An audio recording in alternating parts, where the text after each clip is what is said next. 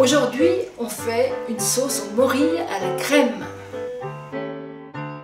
Il me faut bien entendu des morilles, du sel, du beurre, un bouillon cube, des échalotes, un petit appareil magique, vous verrez tout à l'heure, de la crème et du noilly prat. On va passer à la préparation de ces bonnes morilles.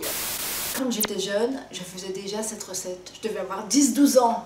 Alors oui, il y a très longtemps. Donc vous serez capable de la faire du premier coup. C'est pas la saison des morilles en ce moment. Je préfère travailler des morilles sèches. Je trouve qu'elles ont beaucoup plus de goût. Donc ces morilles que vous voyez, je les ai fait tremper 2 heures. Vous pouvez faire tremper 2 heures, 3 heures, toute la nuit si vous voulez. Mais enfin minimum 2 heures. Je vais passer les morilles dans ma tassette. On dirait qu'elles sont fraîches. On dirait que je viens de les cueillir. Elles sont restées combien de temps dans l'eau? 2 heures. Minimum? Minimum 2 heures. Alors là, il y en a au moins pour 6 personnes. 60 grammes. Je vais découper mes morilles. Alors ça, c'est peut-être un petit peu long, mais il faut le faire. Il faut les ouvrir comme ça. Il faut bien les couper en deux. J'ai coupé mes morilles en deux. Je les ai bien lavées, bien passées sous l'eau pour enlever toute trace de sable ou de terre. Et maintenant, je vais les cuisiner avec de l'échalote et du beurre. Je vais hacher mes échalotes dans mon petit appareil magique. Ça fait les muscles en même temps. Voilà. Les échalotes sont hachées dans une casserole bien chaude. Je vais faire revenir mes petites échalotes dans du beurre.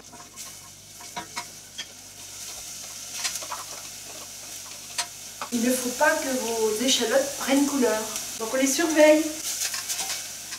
Je vais mettre mes morilles. Et ensuite, je rajouterai un petit peu de noilly prat. Donne un petit coup, Marc. Ça en fait un petit verre? Petit verre de noilly. Le noilly, c'est un apéritif qui était très à la mode au 19e siècle. Et Ravel aimait beaucoup cet apéritif. Je vais attendre 5 minutes à peu près. Et quand le noilly est absorbé, je vais mettre ma crème entière. N'ayez pas peur du peu, hein, on y va carrément. Je rajoute du sel, la moitié de mon bouillon cube. Si Bernard Guay me voit, il ne sera pas content. C'est un chef que j'aime beaucoup, qui vient souvent donner des cours de cuisine ici. J'attends qu'il y ait l'ébullition. L'ébullition a repris. Je couvre, je baisse le feu, tout doux, et je laisse une demi-heure. Et on surveille de temps à autre. On va goûter. Ma sauce est terminée et regardez la belle consistance. Et vous pouvez déguster ces morilles avec un petit croûton, un petit feuilletage, une côte de bœuf, du veau, un filet de veau, de la volaille, du canard, enfin tout ce que vous voulez. Du poisson? Du poisson, ça va avec tout.